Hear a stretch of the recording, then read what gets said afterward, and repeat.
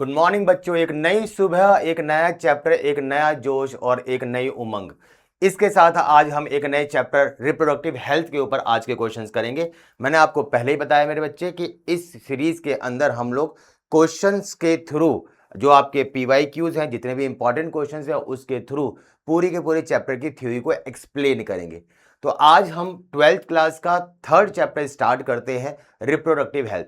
ये chapter comparatively छोटा chapter है। कंसेप्ट इसमें कुछ एक या दो ही हैं जो थोड़े से इंपॉर्टेंट ज्यादा हैं, बाकी एक जनरल क्वेश्चन है। तो हम इन क्वेश्चनों को बेसिस पर अगर ये जानने की कोशिश करते हैं कि थ्योरी में एक्चुअली में क्या कहा गया है, बहुत आराम से इजीली समझ में आ जाएगा, कुछ भी कठिन नहीं है। समझते हैं, चलिए बेटा कहानी शुरू करते हैं।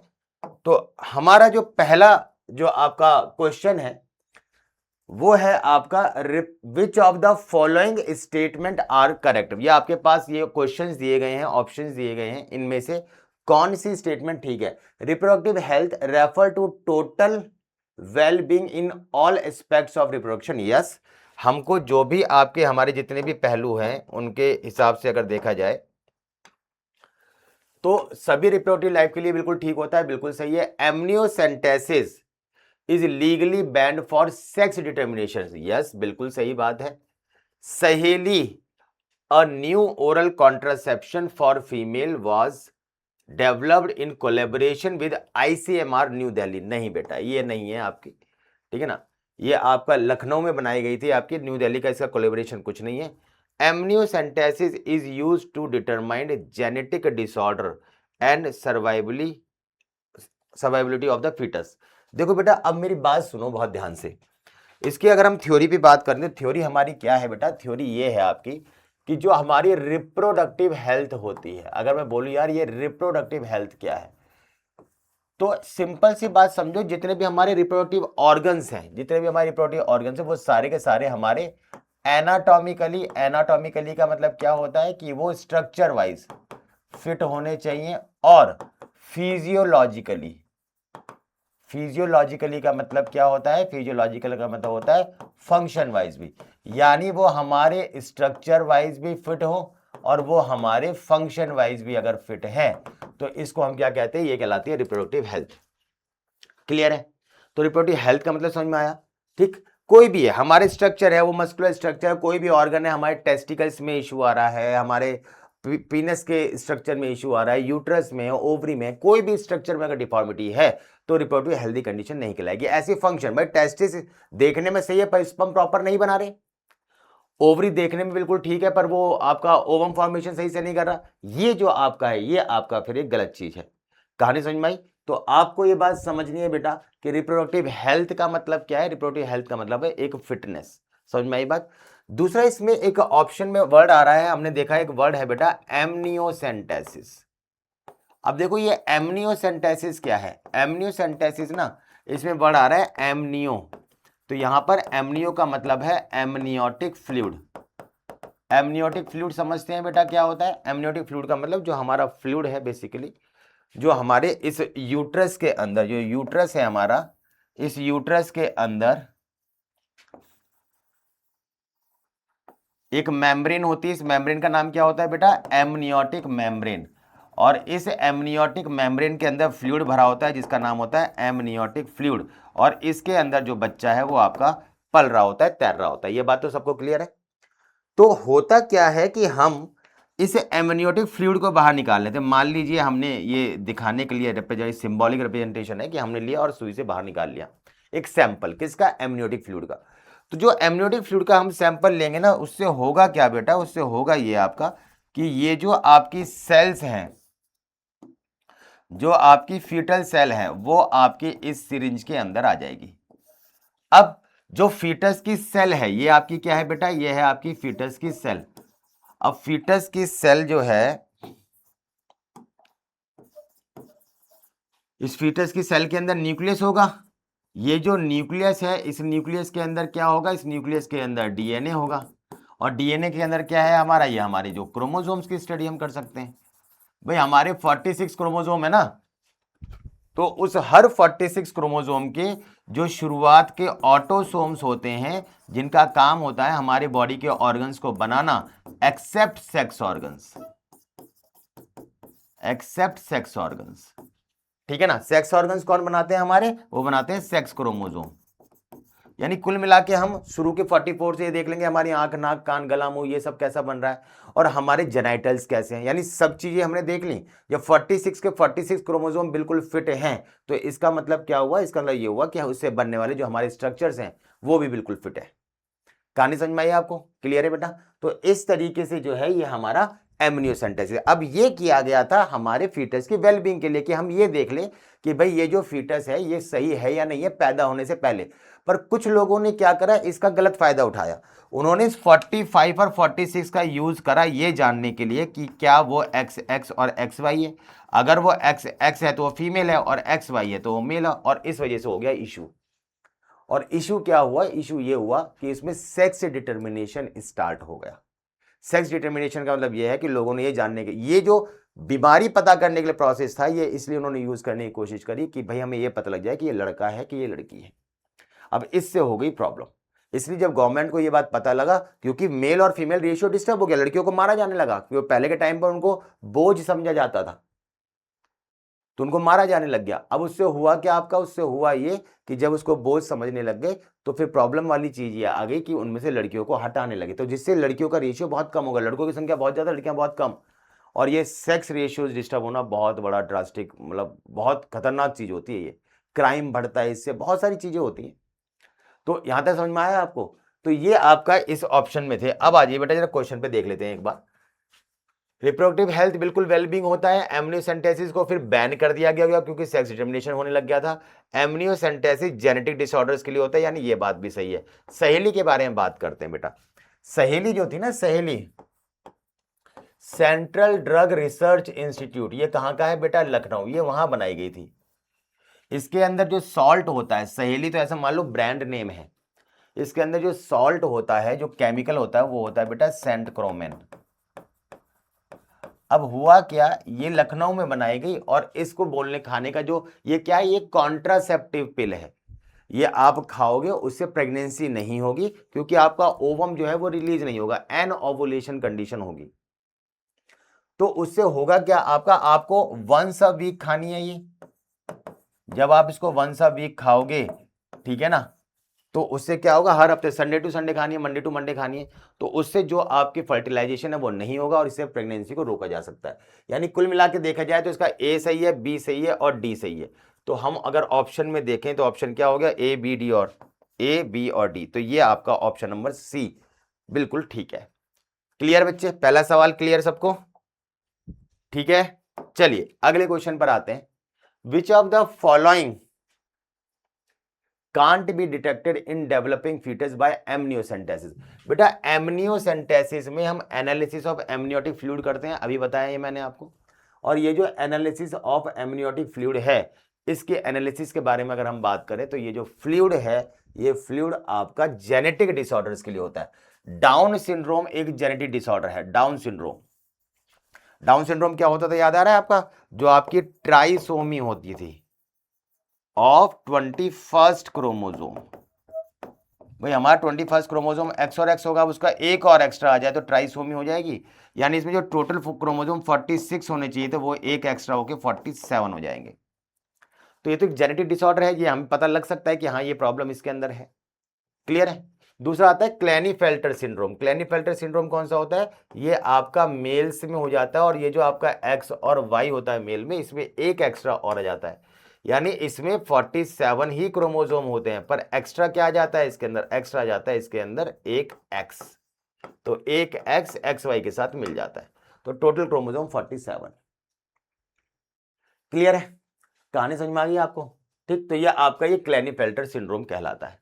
कोई प्रॉब्लम वाली बात नहीं ना। चलिए अब आ जाओ आगे, आगे हम बात करते हैं। अब आता है बेटा सेक्स ऑफ द फीटस। ये हमने देख ही लिया कि हम जब क्रोमोसोम से चेक करेंगे तो ये पता लग ही जाएगा 45 46 क्या है। यानी इसमें ये भी हो सकता है, ये भी हो सकता है, ये हो सकता है। जॉन्डिस, जॉन्डिस एक बीमारी है बेटा, जॉन्डिस, जिसको हम पीलिया कहते हैं, सबको पता होगा। और इसमें क्या होता है बेटा, जो हमारे लीवर है, जो लीवर है उससे बेटा बाइल सॉल्ट भी निकलते हैं, बाइल पिगमेंट भी निकलते हैं। ये जो बाइल पिगमेंट है ये होता है बेटा बिलीरूबिन और बिलीवर्डिन। ये बेटा 2 निकलते हैं। अब होता क्या है, नॉर्मली हमारी बॉडी से बाहर एक्सक्रीट आउट होते रहते हैं, तभी तो हमारा जो यूरिन है वो कुछ बिल्कुल ट्रांसपेरेंट पानी जैसा नहीं, कुछ येलोइशनेस लिए हुए होता है, ठीक है ना। एसी मेरे को ना बच्चों एसी ज़्यादा ना सूट नहीं करता, पर एसी चलाना भी जरूरी है। चलो, तो यहां तक समझ में आया आपको। तो ये आपका बिलीरुबिन और बिलीवर्डिन हमारे यूरिन से निकल जाता है। अब कभी कभार ऐसा होता है मेरे बच्चे कि ये जो बिलीरुबिन और बिलीवर्डिन है ये जितना ज़्यादा बनने लग जाता है या निकलना कम हो जाता है, जिसकी वजह से ये बॉडी में एक्यूमुलेट होने लग जाता है और हमारी बॉडी के अंदर ये स्किन पर, नेल्स पर, हमारी आईज के ये व्हाइट वाला हिस्सा स्क्लेरा पर इकट्ठा हो जाता है, इसी को बोलते हैं हम पीलिया होना। तो इसका डीएनए से कुछ लेना देना नहीं है, तो हम इसका यही हमारा आंसर हो जाएगा कि भाई हम एमनियोसेंटेसिस पीलिया के बारे में नहीं जान सकते। क्लियर है बेटा। अगला क्वेश्चन पे बात करते हैं। अगला क्वेश्चन है विच of the following is not a natural method. Natural method बेटा, नॉट अ नेचुरल मेथड। देखो बेटा एक वर्ड आता है coitus interruption. Coitus interruption, coitus interruption का जो दूसरा वर्ड होता है, मतलब होता है, वो होता है बेटा विड्रॉल सिम्टम, ओ विड्रॉल मेथड। अब विड्रॉल मेथड क्या है, मैंने अभी वर्ड बोला था विड्रॉल सिम्टम, वो लक्षण होता है जब हम किसी की शराब को, एडिक्शन को एकदम खत्म करें तो फायदा ना पहुंच के एडवर्स इफेक्ट आ जाते हैं, ऐसे सिम्टम को विड्रॉल सिम्टम कहते हैं। ये है विड्रॉल मेथड। इसमें होता क्या है कि जब कभी हम मेल फीमेल के साथ सेक्सुअल कांटेक्ट करते हैं तो हमें पूरी तरीके से ये पता होता है, पूरी तरीके से, कि भाई सेक्सुअल कांटेक्ट के दौरान मेल का जो सीमेन है वो कब डिस्चार्ज हो रहा है, और प्रॉपर फील आता है कि भाई जब डिस्चार्ज हुआ अब हुआ, तो प्रॉपर तरीके से डिस्चार्ज का फील आता है। अब ये जो डिस्चार्ज जब होना होता है तो उस दौरान क्या होता है कि भाई जब मेल को हमें लग रहा है कि डिस्चार्ज हो रहा है, तुरंत डिस्चार्ज होने से पहले वो अपने पेनिस को वेजाइना से बाहर निकाल लेता है।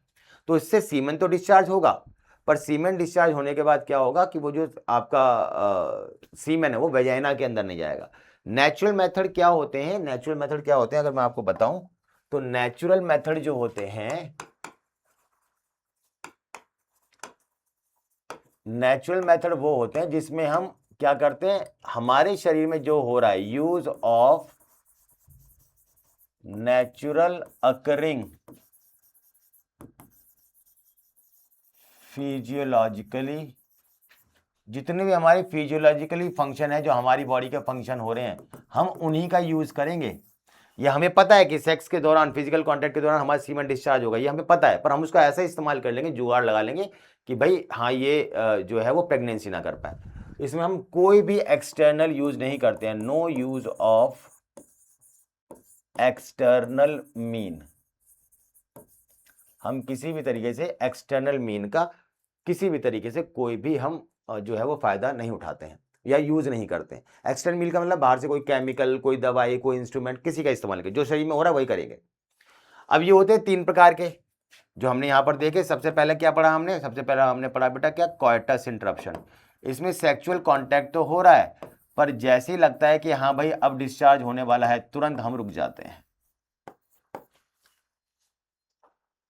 क्लियर है, रुक जाते हैं मतलब कि हम पेनिस को बाहर विड्रॉ कर लेते हैं। दूसरा जो हमारा आता है बेटा वो आता है पीरियोडिक एब्स्टिनेंस।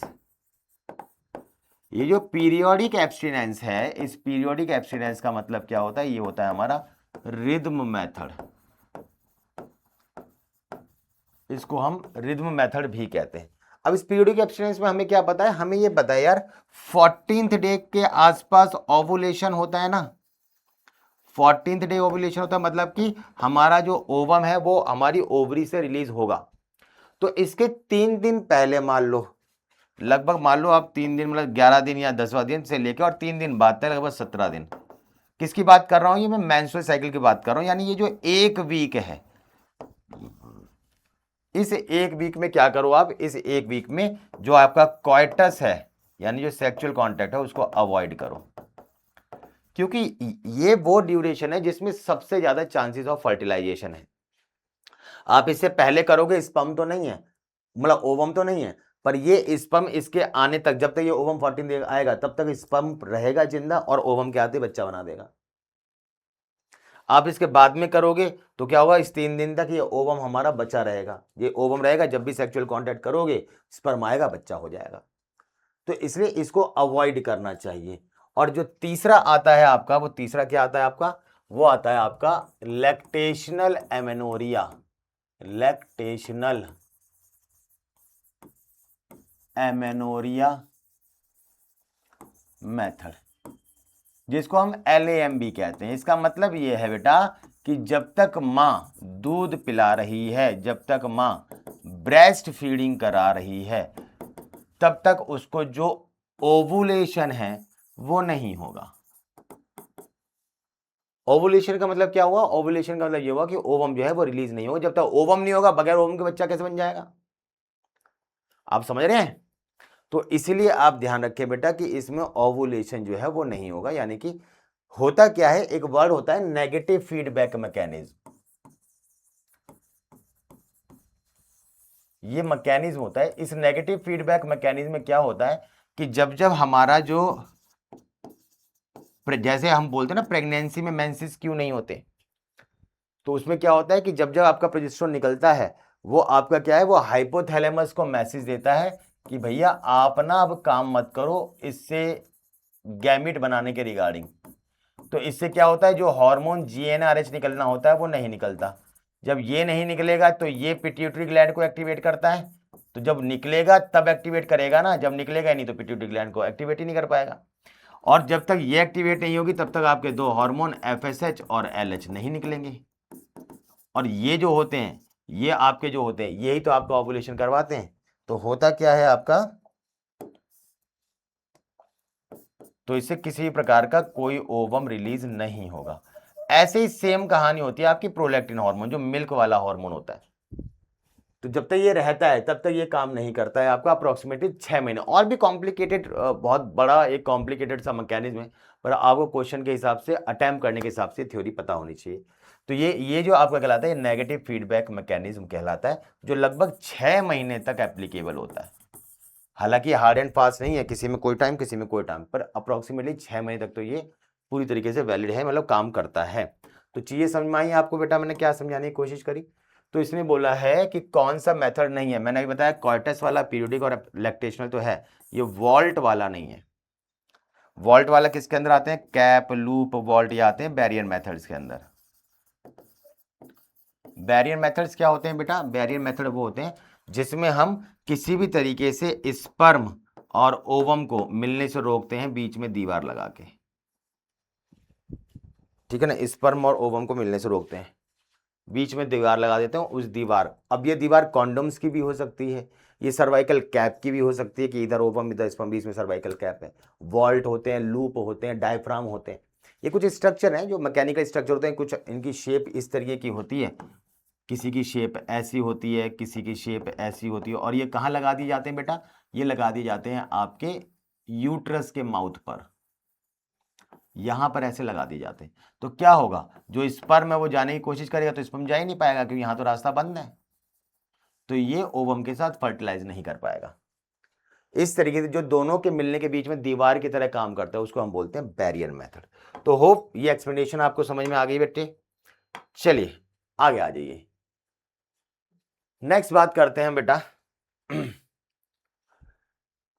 मैच करना है हमें वेसेक्टमी है बेटा। वेसेक्टमी का मतलब क्या होता है बेटा? वेसेक्टमी का मतलब होता है कि जिसमें हम वासा डिफरेंस को काट देते हैं। ये आपका क्या है? ये है आपका टेस्टिस और ये है आपका वासा डिफरेंशिया या वासा डिफरेंस।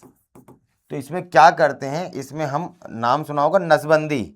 ये जो नसबंदी होती है इसमें क्या करते हैं हम इसको क्या करते हैं बेटा, ऐसे करके इसको बांधकर और बीच में से काट देते हैं। जब काट देंगे तो ये जो स्पर्म आपका आगे जाना चाहिए था वो जा ही नहीं पाएगा और ना ही फर्टिलाइजेशन कर पाएगा। क्लियर है? तो ये आपका ये वेसेक्टमी कहलाता है, जो सर्जिकल मेथड है। कोइटस इंटरप्शन, कोइटस इंटरप्शन एक प्रकार का नेचुरल मेथड है, अभी बताया मैंने आपको।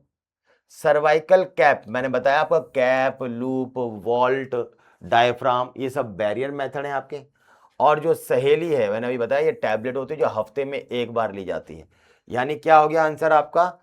थर्ड, फोर्थ, सेकंड और फर्स्ट। देख लो कहां पे आ रहा है, थर्ड, फोर्थ, सेकंड, फर्स्ट, ये रहा। देखो हमें ऑप्शन पहले ही पता लग गया थर्ड और फोर्थ, तो आप पहले देख लो कहीं पे थर्ड और फोर्थ है, नहीं है, इसमें है, तो सारा देखने की जरूरत नहीं होती, फटाफट टिक मार दो। जब थर्ड और फोर्थ दो, ऐसे टाइम बचाते हैं, ये टाइम बचाने का तरीका होता है। अगर लग रहा है थर्ड और फोर्थ और भी कहीं ऑप्शन है, फिर देख लो तीसरा वाला पोर्शन क्या है, अगर वो मैच कर जाता है तो उसको टिक मार दो। ठीक है बेटा, चलिए अगले क्वेश्चन पर आते हैं। अगला क्वेश्चन है आपका, Lippes loop is a type of contraceptive. ये बैरियर है, वॉल्ट बैरियर है, नॉन मेडिकेटेड आईयूडी है, कॉपर रिलीजिंग आईयूडी है। बेटा देखो सुनो, एक वर्ड होता है आईयूडी। आईयूडी, आईयूडी का मतलब क्या होता है बेटा, इंट्रा यूट्राइन डिवाइस। ये इंट्रा यूट्राइन डिवाइसेस हैं, यानी ये कोई डिवाइस नहीं है, ऐसा नहीं है कोई इंस्ट्रूमेंट है, कोई मोटर है, कोई मशीन है, ऐसा कुछ नहीं है। पर ये हमारी क्या होती है बेटा, ये सर्विक्स के अंदर, मतलब ये यूट्रस के अंदर अलग अलग पोजीशंस होती हैं। यहाँ पे आमतौर पे यहाँ पे लगाई जाती है फंडस के पास में। ये कुछ इस शेप का स्ट्रक्चर होता है जो इधर ओवम है और इधर स्पर्म है, इसको मिलने से रोकता है।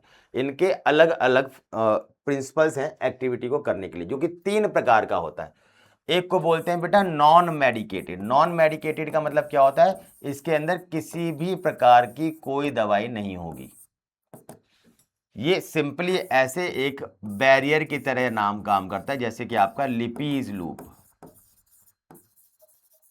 ये एक तरीके से रुकावट की तरह काम करेगा, उधर ओवम इधर, और कुछ नहीं, इसका काम बीच में बैरियर मेथड करना है, बैरियर करना है।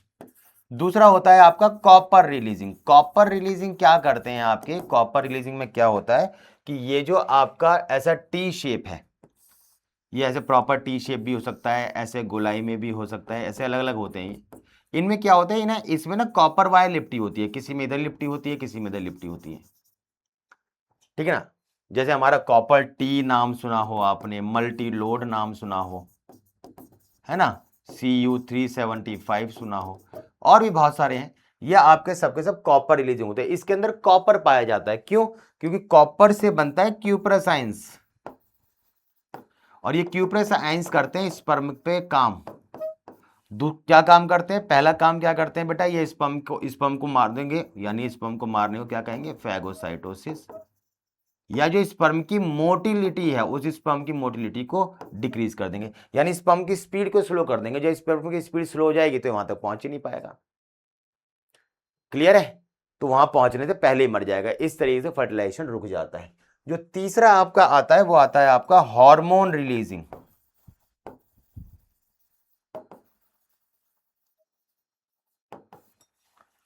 जो आपका तीसरा आता है बेटा वो आता है आपका हार्मोन रिलीजिंग। अभी जो हार्मोन रिलीजिंग है ये क्या खेल है बेटा, समझो। ये जो हार्मोन रिलीजिंग है इसके बारे में अगर मैं बताऊं तो हार्मोन रिलीजिंग का सिंपल मतलब ये है बेटा कि जो आपका ये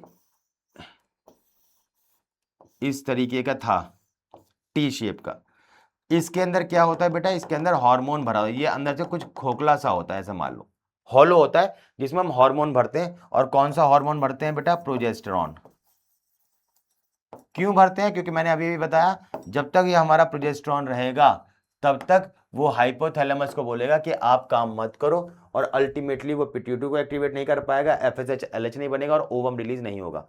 तो ये आपका प्रोजेस्टेरॉन की वजह से ये सेम साइकिल चलती है और ओवम नहीं बनता है। और अल्टीमेटली जब ओवम ही नहीं होगा तो बच्चा कहां से होगा, समझ रहे हैं आप। ठीक है ना बेटा, तो ये सबको समझ में आया। इसका एग्जाम्पल है जैसे हमारा LNG20। तो मेरे हिसाब से चीजें समझ में आ गई होंगी कि जो लिपीज लूप है ये किसका एग्जाम्पल है बेटा, नॉन मेडिकेटेड आईयूडी का। क्लियर, चलिए आगे आ जाइए। विच one of the following is an example of hormone releasing. अभी अभी बताया मैंने आपको, हार्मोन रिलीजिंग कौन सा होता है बेटा, LNG20। बीच में इसके ब्लैंक स्पेस होता है जिसके अंदर हम किसी भी हार्मोन को भर सकते हैं, किसी भी का मतलब प्रोजेस्टेरॉन की वैरायटी को। ठीक है ना, क्योंकि प्रोजेस्टेरॉन हमें क्यों भरना है, क्योंकि प्रोजेस्टेरॉन उसके ओवम को रिलीज होने से रोकता है। समझ में आई बात। LNG की अगर फुल फॉर्म की बात करें तो ये क्या हो जाती है बेटा, लीवो नॉर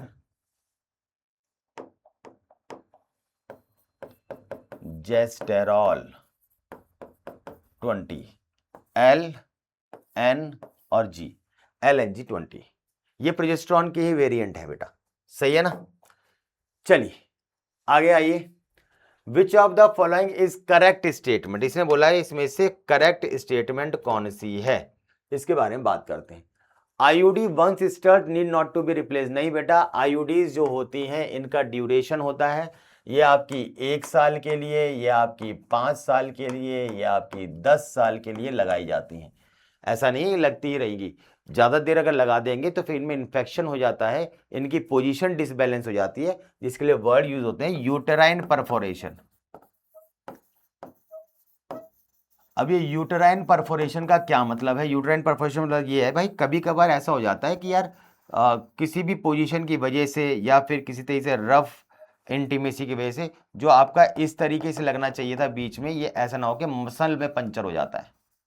ये जो आईयूडी है मसल में पंचर हो जाती है, इसको बोलते हैं यूटेराइन परफोरेशन। रखे रखे अंदर जर्म्स हो जाते हैं, इन्फेक्शन हो जाते हैं, परफोरेट कर सकता है, इसका इफेक्ट खत्म हो सकता है, इसलिए इसको रेगुलर इंटरवल पे चेंज किया जाता है, डिस्कार्ड करते हैं। तो पहला तो हो गया गलत। दूसरा बेटा क्या है, ये generally inserted by user it herself. बेटा ये अपने आप नहीं लगाई जाती है, डॉक्टर्स लगाते हैं, खुद नहीं लगाए जाते। ये आपके इंक्रीज करते हैं phagocytosis of sperm in uterus. Yes, ये बात हम मान सकते हैं, बिल्कुल मान सकते हैं, ठीक है ना। और आईयूडी सप्रेस गैमेटोजेनेसिस। देखो बेटा सही है, यहां पर गैमेटोजेनेसिस में दोनों बात देखो, देखा जाए तो एक नजरिए से दोनों ही सही हैं, क्योंकि हम अगर यहां पर बात करें, ये बात कर रहा है सीयू की, कॉपर रिलीजिंग फैगोसाइटिस पे काम करता है, और दूसरा जो है आपका वो सप्रेस कर रहा है, ये वाला हमारा बात चल रही है हमारी जो हार्मोन रिलीजिंग है, जैसे LNG-20, वो आपके फीमेल के अंदर बनने ही नहीं देंगी।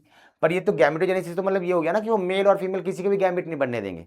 तो हैं दोनों ही कुछ हद तक गलत, पर ये है कि ये आपकी स्टेटमेंट ज्यादा गलत है, आपकी ये स्टेटमेंट उससे थोड़ी सी बेहतर है, इसलिए आपका आंसर ये हो जाएगा। क्योंकि अगर हम कॉपर वाली के अलावा अगर हम मान लो जो आपकी नॉन मेडिकेटेड है वो भी कहीं ना कहीं पे रोकने का काम करेगी। भाई वो यहीं पे स्पर्म इनके बीच में ऐसे जा रहा तो फंस गया तो वो तो यहीं मर जाएगा कुछ दिनों के बाद। ऐसे हार्मोन वाला भी करेगा, तो दोनों ही तीनों ही स्पर्म के ऊपर इफेक्ट करती हैं, जबकि ये वाला सिर्फ गैमेट के बारे में था।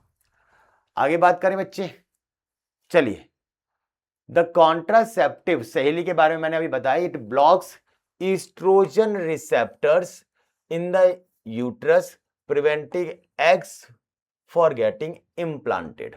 ओके, ये बात बिल्कुल ठीक लग रही है। ये क्या करता है, देखो हमारा जो यूट्रस होता है ना, उसके अंदर जब यूट्रस के अंदर हमारा ओवम आए और उसकी वॉल पर ऐसे चिपक जाए, ये ओवम आया और यहां पर ऐसे करके चिपक जाए, तो इसको चिपकाने में जो सपोर्ट करेगा वो करेगा कौन? प्रोजेस्टेरोन तो करता है, साथ में एस्ट्रोजन का भी रोल होता है। इसके चिपकने को हम बोलते हैं इम्प्लांटेशन। तो ये बात अभी तक तो ठीक है, ठीक है ना। अब क्या होगा कि अब हमें बच्चा नहीं चाहिए तो ये इस पे नहीं चिपकना चाहिए। जब चिपकना नहीं चाहिए तो क्या होगा कि ये जो एस्ट्रोजन वाले हैं आपके जो रिसेप्टर मॉलिक्यूल है, ये उनको बंद कर देंगे, वो इसको एक्सेप्ट नहीं कर पाएंगे, एक्टिवेट नहीं हो पाएंगे, तो इसको चिपका भी नहीं पाएंगे। यानी पहली कंडीशन तो हमको सही लग रही है। दूसरी condition, increases the concentration of oestrogen and prevent ovulation. नहीं, ये नहीं है। ईस्ट्रोजन कंसंट्रेशन से ओवुलेशन को प्रिवेंट करने का कोई रोल नहीं है, प्रोजेस्टेरोन का होता है। ठीक है बेटा, ये मैंने आपको बता दिया नेगेटिव फीडबैक मैकेनिज्म। और ये पोस्ट कॉइटल कॉन्ट्रासेप्शन है। अच्छा, इट इज आईयूडी, नहीं है आईयूडी नहीं तो टैबलेट है, और it is post coital contraception, यानी कि सेक्सुअल इंटरकोर्स होने के बाद इसका इस्तेमाल करते हैं। नहीं बेटा, ये रेगुलर बेसिस पर इस्तेमाल होता है, बहुत लंबे ड्यूरेशन तक, वंस अ वीक ली जाती है। तो आपका कौन सा आंसर हो जाएगा बेटा? तीनों चारों ऑप्शन देखने के बाद आंसर नंबर आपका 1। चलिए अब अगले क्वेश्चन पे आते हैं। अगला जो हमारा क्वेश्चन है, the function of copper ion in copper releasing IUD is. Function of copper ion copper releasing IUD, ठीक है भाई। हमने अभी बताया आपको, कॉपर आयंस वाले जो आपकी होती है वो कॉपर रिलीजिंग होती है, क्यूप्रस आयंस होते हैं, फैगोसाइटिस को आपका रोकता है, स्पर्म की मोटिलिटी को रोकता है। इसका क्या काम है? देखो देख, गैमेटोजेनेसिस को इनहिबिट करता है, ऐसा बिल्कुल भी नहीं है। स्पर्म फॉर्मेशन में कोई लेना देना नहीं है। They makes uterus unsuitable for implantation. नहीं बेटा, ऐसा नहीं होता है। ये किसका काम होता है? ये होता है हार्मोन वाले का, हार्मोन रिलीजिंग वाले का। दे इनहिबिट ओवुलेशन। नहीं बेटा, ये हमारे ओरल वाले का होता है, यानी ये भी आंसर नहीं है। जब 3 नहीं है तो चौथा ही होगा, पर फिर भी हम सुन लेते हैं एक बार कि ये हो क्या क्या कह रहा है। दे सप्रेस स्पर्म मोटिलिटी, बिल्कुल सही, मैंने अभी भी बताया। और कैपेसिटी ऑफ स्पर्म, तो बेटा यही आंसर होगा। मैंने कहा था फैगोसाइटोसिस स्पर्म को मारता है और उसकी मोटिलिटी को कम करता है। ठीक है बेटा, तो मेरे हिसाब से क्वेश्चन क्लियर हो गया है आपका। अगला question, tubectomy is a method of sterilisation. Tubectomy में हम क्या करते हैं बच्चे कि जो हमारा यूट्रस होता है, इस यूट्रस के अंदर जो यहां से ये फैलोपियन ट्यूब आती है, इस फैलोपियन ट्यूब को हम कट करते हैं। तो यहां से इस फैलोपियन ट्यूब को हम कट कर देते हैं ताकि यहां से निकलने वाला जो ओवम है वो जब यहां पहुंचे तो इधर से जाने वाला स्पर्म फ्यूज ही ना कर पाए। ये सर्जिकल मेथड्स होते हैं। तो अगर मैं इसके बारे में बात करूं तो इसमें small part of fallopian tube को कट कर दिया जाता है। ये बात सही है, पर आगे देख लेते हैं। ओवरीज आर रिमूव, नहीं बेटा, ओवरी का कुछ भी लेना देना इससे नहीं होता है। अगला आता है आपका इसमें small part of Vasa difference. भाई ये तो फीमेल का है ना, तो वासा डिफरेंस तो मेल का हो गया, तो इससे तो कुछ लेना देना है नहीं। और इसमें यूट्रस हटाते हैं, नहीं बेटा, यूट्रस हटाने के लिए वर्ड क्या यूज करते हैं? इसके लिए वर्ड यूज होता है हिस्टेरेक्टमी। समझ रहे हो? अगर हम यूट्रस को हटा रहे हैं तो वर्ड यूज होता है इसके लिए हिस्टेरेक्टमी। ठीक है ना? एक्टमी जो वर्ड होता है वो एक्टमी वर्ड होता है आपके रिमूवल के लिए, और हिस्ट्रा हो गया आपका यूट्रस, तो यूट्रस के हटाने को बोलेंगे हिस्टेरेक्टमी। अगर हम फैलोपियन ट्यूब हटाते तो, अगर हम फैलोपियन ट्यूब को रिमूव करते तो उसे हम क्या कहते हैं? उसके लिए वर्ड यूज करते हैं हम सेल्पिंग्स, क्योंकि सेल्पिंग्स क्या होता है बेटा? ये आपका फैलोपियन ट्यूब का नाम, तो इसका नाम क्या होता है? सेल्पिंजेक्टमी। तो सेल्पिंग्स का एक्टमी करेंगे हम, इसको बोलते हैं सेल्पिंजेक्टमी। कोई भी प्रॉब्लम वाली बात हो तो बताइए बेटा। क्लियर बच्चे? सही है ना? तो ये आपका सेल्पिंजेक्टमी। तो हमारा इसके हिसाब से 3 गलत है, तो ये हमारा ठीक है, यही आपका आंसर हो जाएगा। आगे आइए। विच of the following is not a method of contraception? इनमें से कौन कॉन्ट्रासेप्शन का मेथड नहीं है? क्लियर है बेटा? सही है। चलिए अब हम बात करते हैं, जरा समझ रहे हैं। पहला कॉन्डम्स, भाई कॉन्ट्रासेप्शन का मेथड है। दूसरा पिल्स, तो पिल्स तो होता है पर इसका कॉम्बिनेशन है ऑफ ऑक्सीटोसिन एंड वैसोप्रेसिन। नहीं बेटा, ये नहीं है। क्यों? क्योंकि जो आपका ऑक्सीटोसिन है ये तो यूट्राइन कॉन्ट्रैक्शन के लिए होता है, और जो वैसोप्रेसिन होता है ये आपका, आपने किडनी में यूरिन फॉर्मेशन में बात देखी होगी, तो उसमें एडीएच हार्मोन होता है, तो इसका रोल वहां पर आता है। यानी कुल मिला के बात क्या है कि हमारे ईस्ट्रोजन प्रोजेस्टेरोन होता है कॉम्बिनेशन में, तो वो कॉन्ट्रासेप्शन का होता है, ये कॉन्ट्रासेप्शन का नहीं है। लिपिज लूप अभी हमने पढ़ा बेटा होता है, और ये आपका ट्यूबेक्टमी यानी जिसमें हम फैलोपियन ट्यूब काटते हैं, तो ये कॉन्ट्रासेप्टिव मेथड्स हैं। लेकिन आपका कौन नहीं है? वो बी। तो आपका आंसर क्या हो जाएगा बेटा? वो हो जाएगा आपका बी। क्लियर है? सही है। चलिए आगे बात करते हैं। Copper ion release from copper releasing intrauterine device. ये आपका है कि ये इंट्रायूट्राइन डिवाइस का है, कॉपर रिलीज कर रहा है, क्या करेगा? ये यूट्रस को अनस्यूटेबल बताता है, मैंने आपको बताया बेटा ये हार्मोन वाले का काम होता है। इंक्रीज करता है phagocytosis of sperm from copper releasing IUD. ये बात, ये आंसर सही है बेटा, ये बिल्कुल ठीक है आंसर। सप्रेस करता है स्पर्म मोटिलिटी, ये बिल्कुल ठीक है। प्रिवेंट करता है ओवुलेशन, भाई ओवुलेशन का कॉपर रिलीजिंग से लेना देना नहीं है, ये स्पर्म पे काम करता है, ओवम पे नहीं है। अब देखो आपने 2 आंसर देखे, ये दोनों आंसर हैं इसके, ठीक है ना? लेकिन क्या ये सबको मार पाता है बेटा? ये मारता तो है पर ये सबको नहीं मार पाता। पर क्या ये सबकी स्पीड कम कर देता है? यस, ये सबकी स्पीड कर देता है कम। आंसर दोनों है, पर ज्यादा एप्लीकेबल कौन सा है? जो ज्यादा एक्टिव हो, ज्यादा काम करे, और वो क्या है आपका? वो है आपका सी, यानी सप्रेस करता है स्पर्म मोटिलिटी। तो ये हो जाएगा इसका आंसर। ठीक है बच्चे, आगे बात करते हैं। The most important component of the oral contraceptive पिल। सबसे ज्यादा इंपॉर्टेंट कंपोनेंट कौन सा है? तो बेटा थायरोक्सिन का तो थायराइड से लेना देना होता है। एलएच का हमारे एग फॉर्मेशन एफएसएच के साथ काम करता है वो आपका। प्रोजेस्टेरॉन जो है आपका, वो प्रोजेस्टेरॉन का हमारा प्रेगनेंसी से लेना देना होता है। तो हमें क्या करना होता है? हमें प्रोजेस्टेरॉन पे ही काम करना होता है, और ग्रोथ हार्मोन का इससे कुछ लेना देना। तो उस हिसाब से हमारा आंसर क्या हो जाएगा बेटा? ये प्रोजेस्टेरॉन। क्लियर? सबको एक्सप्लेनेशन समझ में आ रही है? सिंपल सा चैप्टर है, ज्यादा कुछ इसमें है नहीं, सिंपल सा है चैप्टर, बस फटाफट से देखना, फटाफट से खेल करना। ठीक है बच्चे, चलो आगे बात करते हैं। एमटीपी, एमटीपी का मतलब क्या होता है आम भाषा में, जिसको हम अबॉर्शन भी कह देते हैं। कब करवाते हैं ये अबॉर्शन? जब कभी कोई फीटल डिफॉर्मिटी होती है, लगता है कि हाँ भाई फीटस में कोई प्रॉब्लम आने वाली है, कोई प्रॉब्लम है, ठीक है ना। माँ जो है उसके अंदर कोई भी ऐसा प्रेगनेंसी हो जाए जो वो चाहती नहीं है, उसने कॉन्ट्रासेप्शन का इस्तेमाल किया फिर भी प्रेगनेंसी हो जाए, या रेप के बाद प्रेगनेंसी हो जाए, वो चाहेगी नहीं, तो आप एमटीपी करा सकते हो। एमटीपी क्या कभी भी करा सकते हैं? नहीं बेटा, एमटीपी के लिए फर्स्ट ट्राइमेस्टर सबसे सेफ होता है आपका, क्योंकि उसके बाद ऑर्गन फॉर्मेशन हो जाती है, ज़्यादा हार्ड हो जाते हैं, बोन्स फॉर्मेशन, तो उस बच्चे को अबॉर्ट कराना थोड़ा मुश्किल हो जाता है, कॉम्प्लिकेटेड हो जाता है माँ के लिए भी। इमरजेंसी कंडीशन में तो हम कुछ भी करवाएंगे, पर यह है कि वैसे ही है कि वो थोड़ा कॉम्प्लिकेटेड सा हो जाता है। तो हम इसके बारे में बात करते हैं, सेफ कब है, सेफ कब है। तो ये सेफ कब है बेटा? 12 वीक्स, मैंने अभी बताया आपको। 12 वीक का मतलब क्या हो गया आपका? अगर मैं इसको 4 से डिवाइड करूं तो ये 3 मंथ हो गए, क्योंकि एक मंथ में 4 आपके हफ्ते होते हैं, डिवाइड 3 मंथ, तो अप टू फर्स्ट 3 मंथ, जिसको फर्स्ट ट्राइमेस्टर कहते हैं, और यही मैंने आपको बताया, तो यही इसका आंसर हो जाएगा, बाकी ये नहीं है। ठीक है बच्चे? Which of the following sexually transmitted disease are completely curable? इसने बोला कि इनमें से कौन सी पूरी तरीके से क्यूरेबल है।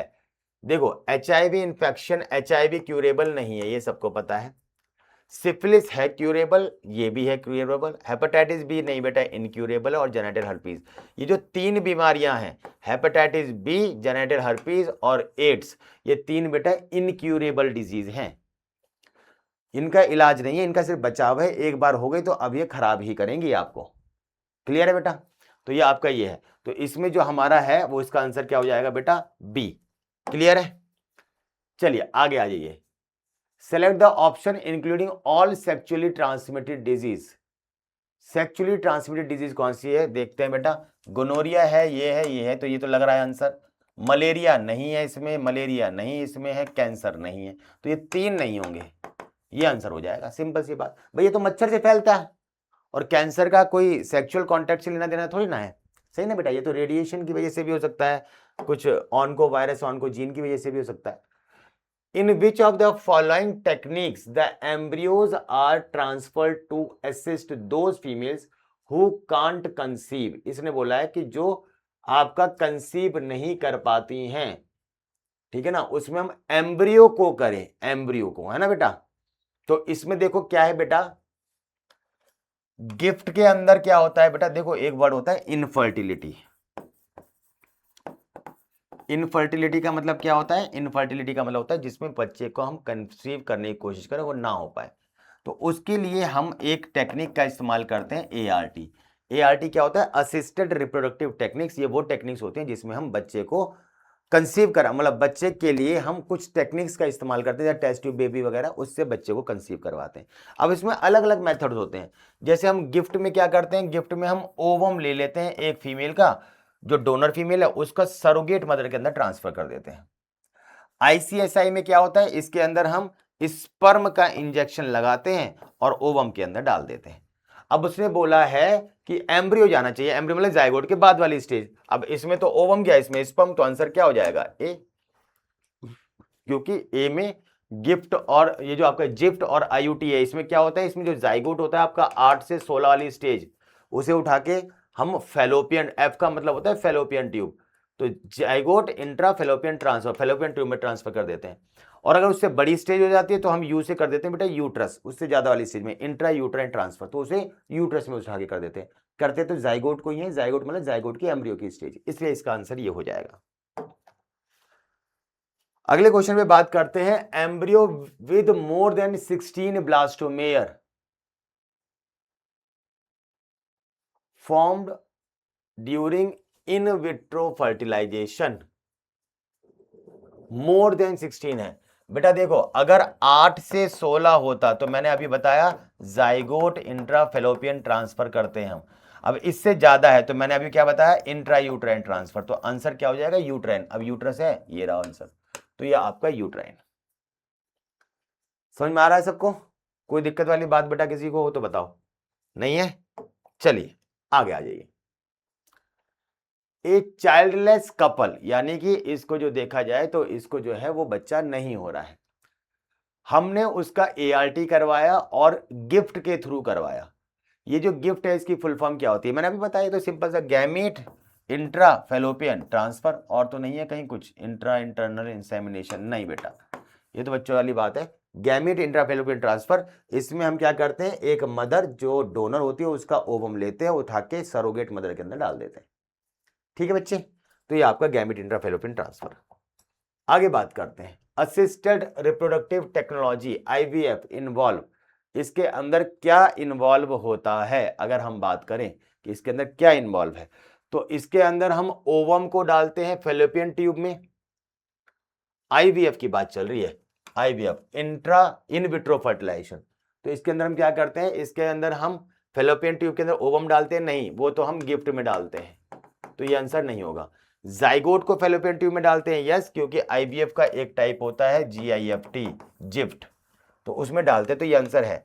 जाइगोट को यूट्रस में डालते हैं, जाइगोट को यूट्रस में नहीं डालते बेटा, है ना, जाइगोट को यूट्रस में नहीं डालते, क्योंकि ये होता है आपकी अप टू 16 स्टेज जो जाइगोट की है, उससे ज्यादा वाला अगर होगा तो जाइगोट थोड़ी ना रह गया, वो तो एम्ब्रियो हो जाएगा, यानी ये आंसर नहीं है। Embryo with 16 into fallopian tube, नहीं, 16 से ज्यादा है तो फेलोपियन ट्यूब नहीं, उसे यूट्रस में डालते हैं, यानी ये भी आंसर नहीं है। अब ये तो एक्सप्लेन किया था, ठीक है ना, तो आंसर क्या हो जाएगा आपका, zygote into the fallopian tube, जिस प्रोसेस का नाम क्या होता है बेटा आपका, जिफ्ट। अगला, in vitro fertilisation is a technique that involve transfer of which one of the following into the fallopian tube. इसने बोला है भैया इन विट्रो फर्टिलाइजेशन है, और इस इन विट्रो फर्टिलाइजेशन के अंदर फेलोपियन ट्यूब के अंदर क्या डालते हैं, embryo up to 8 cell stage, ये सही है, 8 से 16 तक होती है, यहां तक समझ में आ रही है। अगला ऑप्शन देखते हैं, आइदर जाइगोट और अर्ली एम्ब्रियो अप टू, ये और ज्यादा बेहतर है भाई, इसमें बोला केवल एम्ब्रियो को डालेंगे, इसने बोला जाइगोट को भी डाल सकते हैं और एम्ब्रियो को भी, जिस टेक्निक का क्या नाम होता है बेटा, जिफ्ट, तो ये बात तो ठीक है। एम्ब्रियो को 32 सेल, नहीं बेटा 32 सेल वाले को फेलोपियन ट्यूब में नहीं डालेंगे, केवल जाइगोट को नहीं डालेंगे, यानी ये और ये आंसर है, पर ज्यादा बेहतर क्या है, बी, क्योंकि इसमें जाइगोट को भी डाल सकते हो और ये भी एम्ब्रियो को भी, तो बर होना चाहिए वो 8 सेल स्टेज तक। ठीक है बच्चे, बिल्कुल सही। अगले क्वेश्चन पर आ जाओ। अगला क्वेश्चन है हमारा, the stage transferred into the uterus after induced fertilisation of ovum in the laboratory is. इसने बोला है कि stage of transfer of into the uterus after induced fertilisation of ovum. अब इसने बोला है भैया हमें यूट्रस भी भेजना है, तो 16 स्टेज से ज्यादा होनी चाहिए, और उस वाली स्टेज का नाम क्या हो जाता है हमारा, मोरूला, तो हम इसको किस में भेजेंगे बेटा, इसका आंसर क्या हो जाएगा आपका, मोरूला। 4 स्टेज तक हम नहीं भेजते यूट्रस के अंदर, 2 ब्लास्टोमियर नहीं भेजेंगे यूट्रस में, केवल जाइगोट नहीं भेजेंगे यूट्रस में, ये सब किस में होता है, जिफ्ट जिफ्ट जिफ्ट। तो जब 3 आंसर नहीं है तो आंसर क्या हो जाएगा, चौथा, ठीक है ना, एलिमिनेशन मेथड से। The technique called gift is recommended for those females, इसने बोला है क्या है ये गिफ्ट, किसके अंदर होगा भाई, जिसके अंदर ओवम ना बने, ये बात बिल्कुल सही है, क्योंकि जिसके अंदर नहीं बनता उसी के ओवम को लेते हैं और दूसरे में ट्रांसफर करते हैं। दूसरा आता है who can't retain the foetus inside uterus, नहीं ऐसा कुछ भी नहीं है, इसमें ओवम ही नहीं बनेगा तो फीटस कहां से हो पाएगा। सर्वाइकल कैनाल बहुत नैरो हो, ऐसा कुछ भी नहीं है, क्योंकि इसमें ओवम ही नहीं बनता, तो इसमें कोई भी स्ट्रक्चरल डिफॉर्मिटी नहीं है। और सुटेबल इन्वायरमेंट फॉर फर्टिलाइजेशन ना दे पाए, नहीं, क्योंकि भैया सुटेबल इन्वायरमेंट तो मिलता है इसको, तभी तो इस बच्चे को जब ट्रांसफर करते हैं, किसी और का ओवम होता है, स्पर्म इसके हस्बैंड का होता है, तो और इस फीमेल की बॉडी के अंदर ही होता है, जो सरोगेट मदर होती है, उसी के अंदर प्रेगनेंसी होगी, उसी के अंदर बच्चा पलेगा, तो इन्वायरमेंट तो होता है।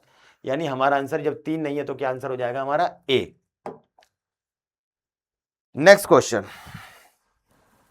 टेस्ट ट्यूब बेबी का क्या मतलब होता है, टेस्ट ट्यूब बेबी का मतलब क्या होता है, it is developed in the test tube, नहीं बेटा बच्चा टेस्ट ट्यूब के अंदर नहीं होता है, तो ये बात तो है गलत। ये टिश्यू कल्चर मेथड से डेवलप करते हैं, नहीं बेटा टिश्यू कल्चर में तो हम प्लांट को करते हैं, ठीक है ना। The ovum is fertilise externally and thereafter implanted in the uterus, yes, ये बात तो अभी तक तो सही लग रही है। चौथा देख लेते हैं, it develops in non fertilise uterus, नहीं बेटा ये बात समझ में आई ना, हमें नहीं पता ये इसका आंसर है कि नहीं, हमें नहीं पता ये हमारा इसका आंसर है कि नहीं है, हमें नहीं पता, लेकिन हमने देखा ये भी नहीं है, ये भी नहीं है, ये भी नहीं है, तो यही होगा, सिंपल सी बात। हम टेस्ट ट्यूब बेबी में बच्चा थोड़ी ना टेस्ट ट्यूब के अंदर बनाते हैं, फर्टिलाइजेशन करते हैं, फर्टिलाइजेशन के बाद उसकी अर्ली एम्ब्रियोनल स्टेज को जो है वो डेवलप करते हैं, ठीक है बेटा, उठा के फिर यूट्रस में ट्रांसफर कर देते हैं या फेलोपियन ट्यूब में। तो क्लियर है, ये क्वेश्चन समझ में आ गया। अगला question, which of the following statement is correct with reference to a test tube baby. Test tube baby के रिगार्डिंग कौन सी स्टेटमेंट सही है? Fertilisation of egg is effected outside the body. Test tube baby करनी है outside the body, यहां तक तो ठीक है। The fertilise egg is then place in the womb, uterus के अंदर डाल देते हैं, वहां पे जाके फिर वो पूरा 9 महीने कंप्लीट करता है। ये बात बिल्कुल सही है कि बाहर फर्टिलाइजेशन करवा रहे हैं बॉडी के, फिर अंदर ट्रांसफर कर रहे हैं और 9 महीने तक डेवलप हो रहा है, ये बात सही। दूसरा, fertilisation of egg is effected in the female genital tract. नहीं भैया, फीमेल वेजाइना का कोई रोल नहीं है। प्री मैच्योर बेबी जो है वो आपका इंक्यूबेटर नहीं, ऐसा कुछ नहीं है कि टेस्ट ट्यूब बेबी से इंक्यूबेटर की जरूरत पड़ेगी। और fertilisation of egg and growth of the embryo are affected in large test tube. नहीं, टेस्ट ट्यूब में कोई ग्रोथ डेवलपमेंट नहीं करते हैं बेटा। 3 आंसर नहीं है तो चौथा आपका आंसर, यानी कि ये आपका ए इसका आंसर होगा। समझे? अगले क्वेश्चन की बात करते हैं। आर्टिफिशियल इंसेमिनेशन, जिसको हम AIB कहते हैं, या आर्टिफिशियल इंसेमिनेशन, या आर्टिफिशियल इंसेमिनेशन बाय डोनर भी हो सकता है, तो इसको बोलते हैं AID, और बाय हस्बैंड भी हो सकता है, तो इसको बोलते हैं AIH। कंफ्यूज मत होना, AID लिखा तो ये बस समझना ये एड्स है, सही है ना? तो ये AID, इसने बोला ये क्या होता है, इसके अंदर हम स्पर्म को एंटर करते हैं इनटू द फीमेल वेजाइना, ये बात तो सही लग रही है।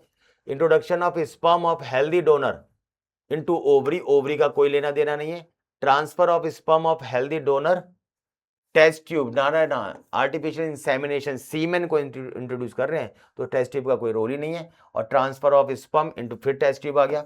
भैया आर्टिफिशियल इंसेमिनेशन में हम आर्टिफिशियल तरीके से सिरिंज के अंदर लेते हैं, सीमेन को भरते हैं और वजाइना के अंदर डाल के पुश कर देते हैं, ये होता है आर्टिफिशियल इंसेमिनेशन। इसका टेस्ट ट्यूब से कोई लेना देना नहीं है।